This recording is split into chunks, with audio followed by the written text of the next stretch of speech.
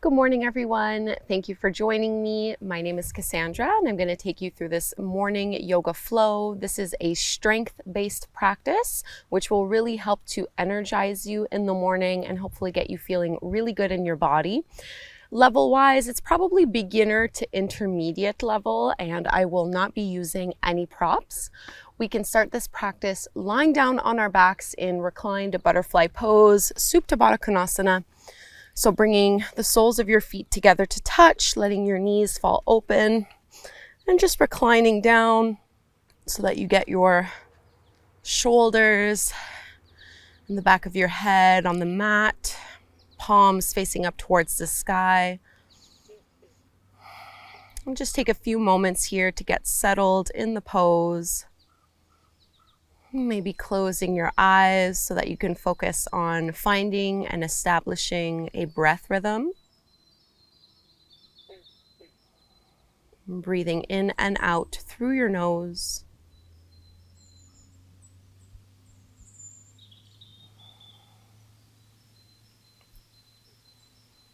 These morning yoga practices are a great way to help us set an intention for the day ahead. So you can start to ask yourself what your one-word intention is. So just one word that captures how you want to feel today or what it is that you want to focus on.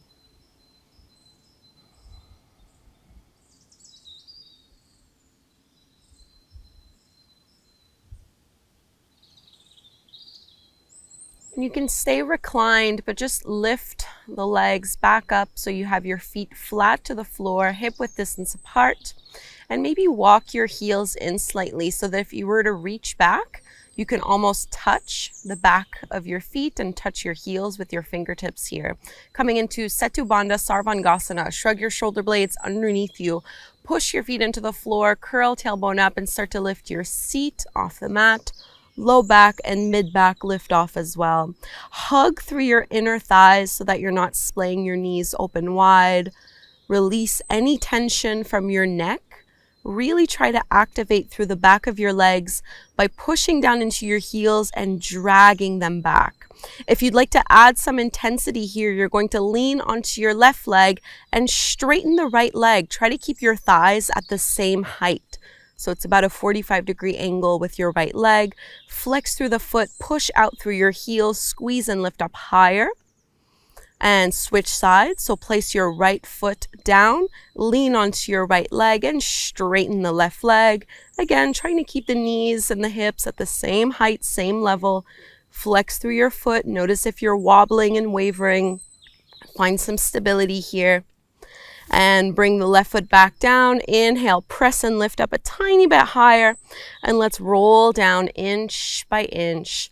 Hips come back down to the mat and draw your knees in towards your chest. Maybe rock a little bit, or you can open the knees a little wider, whatever feels good to you. And we'll come to our tabletop pose for cat and cow. So you can cross at the ankles and rock up. Onto your hands and knees, palms go underneath your shoulders, knees are underneath your hips. As you inhale, you're going to drop the belly, curl tailbone up, lift your gaze. Exhale, reverse this motion and contract. Just keep going at your own rhythm here. Spinal flexion and spinal extension. Really great to do in the morning after hopefully having a great night's rest.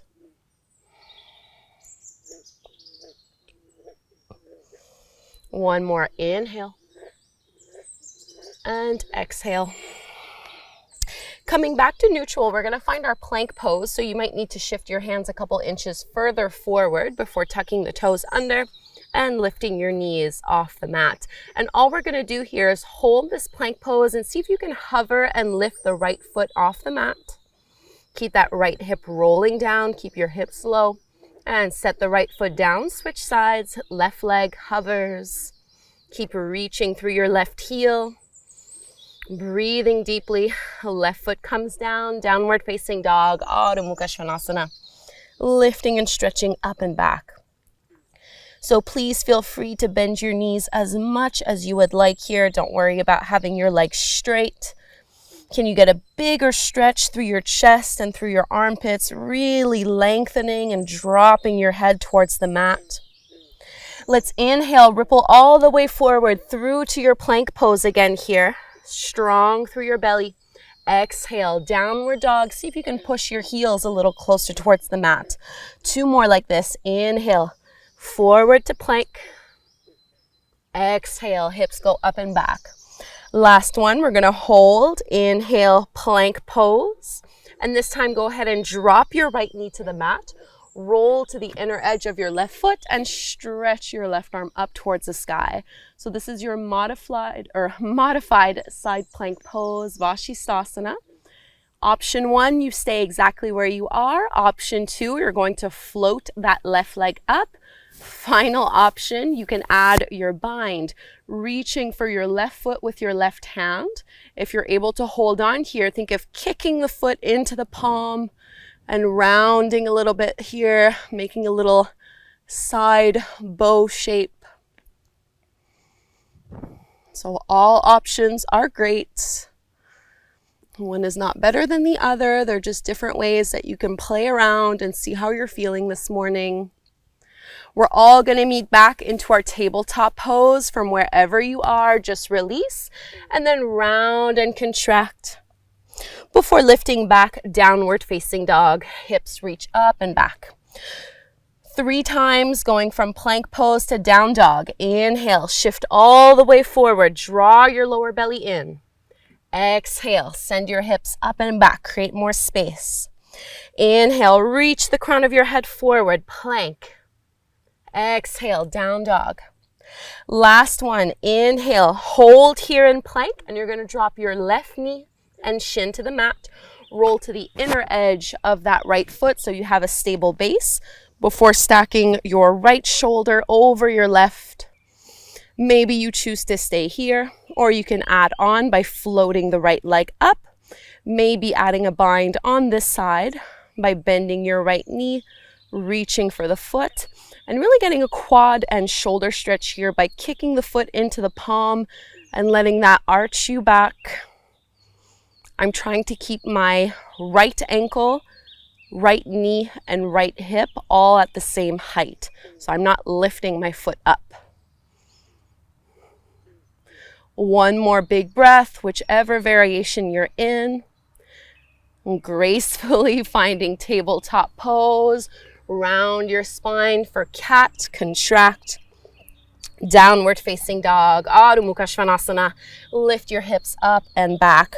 Let's reach our right leg up towards the sky this time. Go ahead and bend your right knee, open up your hip. As you're here, really think of squeezing your glute muscles and see if you can lift that knee up even higher. We're going to step the right foot forward in between our hands to the top of the mat. Hook your thumbs and lift up into your high lunge pose. So I'm just hooking my thumbs as if I'm trying to separate my hands. So there's a little bit of traction here. And then I'm reaching my arms up. So think of pulling your thumbs away from one another, sinking down into your hips. I'm bending my back knee so that I can keep my pelvis directly underneath my shoulders. Find your breath here. Strong through your legs. And reach your arms back, lean your chest forward as you tilt. Pull the lower belly in, squeeze your shoulder blades behind you. And whenever you're ready, we're coming into Virabhadrasana 3 or Warrior 3. So you're going to push off of that back leg and lifting on up. You can do any other arm variation that you prefer here.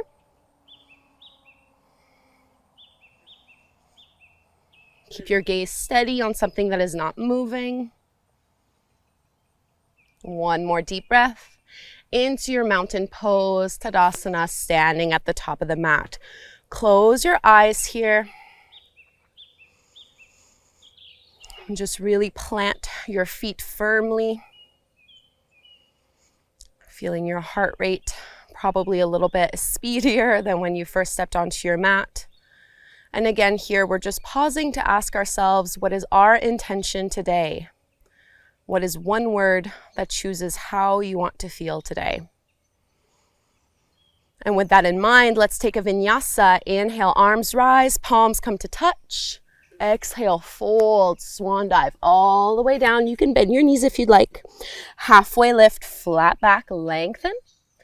And we find our flow, so moving from plank to chaturanga, either cobra or your upward facing dog, whichever back bend you prefer. And we all meet back, downward facing dog. We're ready for the second side. Go ahead and reach your left leg up to the sky, bend your left knee, get a nice big thigh stretch. At the same time, you're pushing a little more into your right heel while lifting your left knee up as high as it can go. Coming into our high lunge, you're going to step the left foot forward between the hands at the top of the mat. Hook your other thumb on top before lifting up. So something to help with balance here is you want to make sure you have your feet wide enough apart so they are on train tracks rather than being on a tightrope. And really think of opening through your chest while still pressing the rib cage down slightly. And really sink down into your legs. Working through your quads, shoulders are away from the ears, lower belly is toned, lifting up and back. So you're engaging your lower abdominals in the pose. And let's tilt forward, so release the arms as you reach them back and lean with your chest, keeping belly off of that leg. Roll the head of the arm bones back so you're squeezing your shoulder blades behind you. And when you're ready, find your warrior three.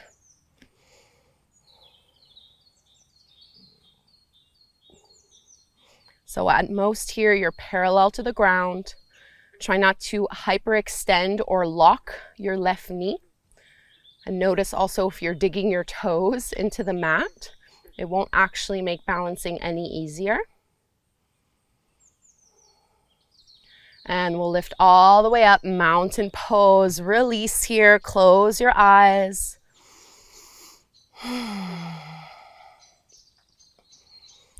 Find your center of gravity. Ground down through your feet while at the same time lifting up tall through the crown of your head. And we'll take our flow. Inhale, arms rise. Exhale, fold, hinge forward at the hips. Halfway lift, flat back. Plant your palms. I like to just step back to plank. I tend not to hop, but you can of course just skip plank and hop to chaturanga. And we all meet downward facing dog. And let's find our pigeon pose from here. So reach your right leg up towards the sky, just stretch it up. And then you're going to bring your right knee behind your right wrist. Stretching that back leg out a little bit. Notice if you can square off the pelvis a little more so you're not leaning your body weight one way more than the other. I'm finding a little back bend here first by actively pushing my hands into the floor and just crawling those fingertips back, opening through the chest. And we can fold all the way down. You don't need to go super low here. You can stay up on your forearms. Always trying to evenly distribute our body weight between the right and the left hip.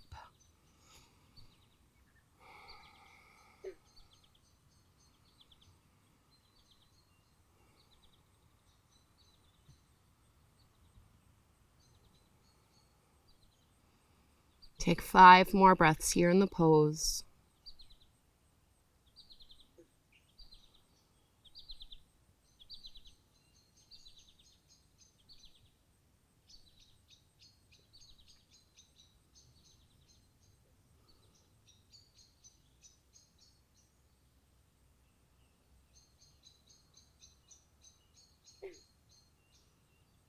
And if you were really low, you could start to come back up towards your forearms and then slowly back up towards your palms.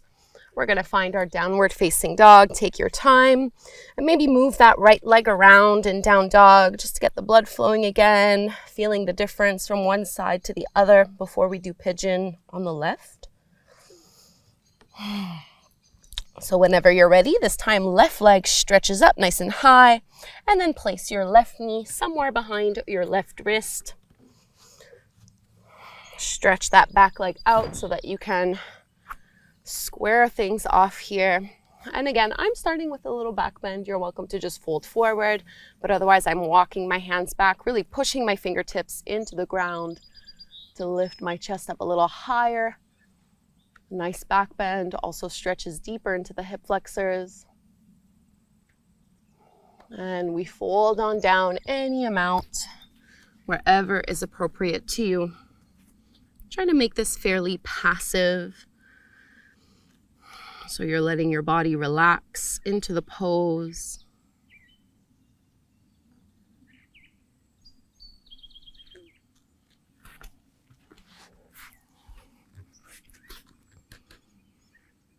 Press your shoulders away from your ears.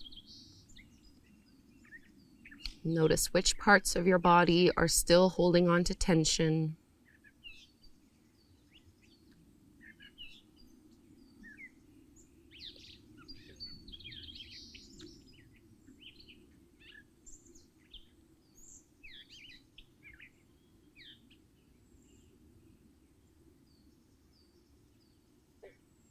And if you were all the way down, you can start coming back up onto your forearms and then up onto your hands. We'll find our last downward facing dog.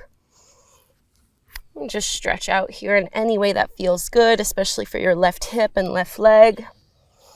And this is your final opportunity also to take a vinyasa. So if you'd like, you can move into your plank pose, chaturanga, Urdhva Mukha Svanasana, your upward facing dog. Downward dog, core strength, lifts your hips up and back. And let's come down to take a seat. We're just going to come into Navasana boat pose, our last little bit of strength before we really start to close down our practice. You can hold on to the back of your legs as you rock back, and then see if you can pick up the shins. Really think of lifting your chest up, squeezing your shoulder blades behind you. And once you have that, try to maintain it even as you reach your arms forward. Pull your lower belly in, into your low boat pose. So like a little hovering banana pose. And we release down. Take up some space here. And we'll just take about 10 breaths or so in Shavasana. I often don't do Shavasana in my morning practices, and if I do them, they're a little shorter just because I don't want you to fall asleep.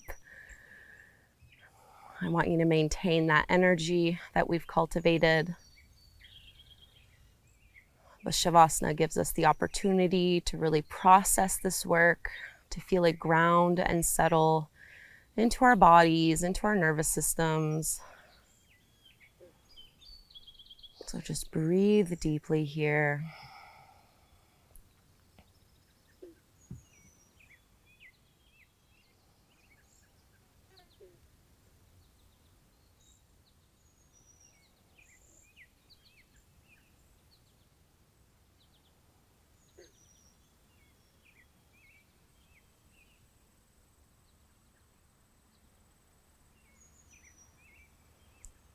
Three more breaths.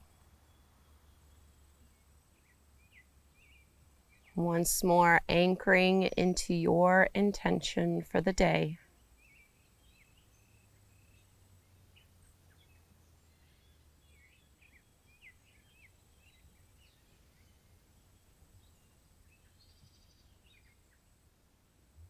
And you can move a little to wake yourself up, wiggling your extremities, maybe stretching your arms up overhead as if you were just waking up in the morning. And we'll turn to one side, lift yourself up. Coming to take a seat. Sitting up tall and joining your hands at your heart, close your eyes.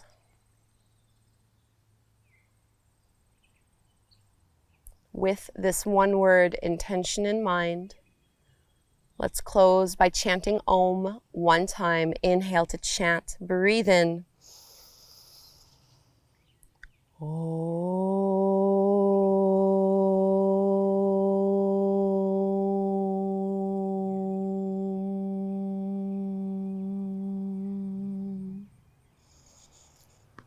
Thank you so very much, everyone, for doing this morning strength building practice. I hope you feel energized and ready to take on your day. Before you head on out, let me know what your one-word intention is today and maybe support a few other people in the comments.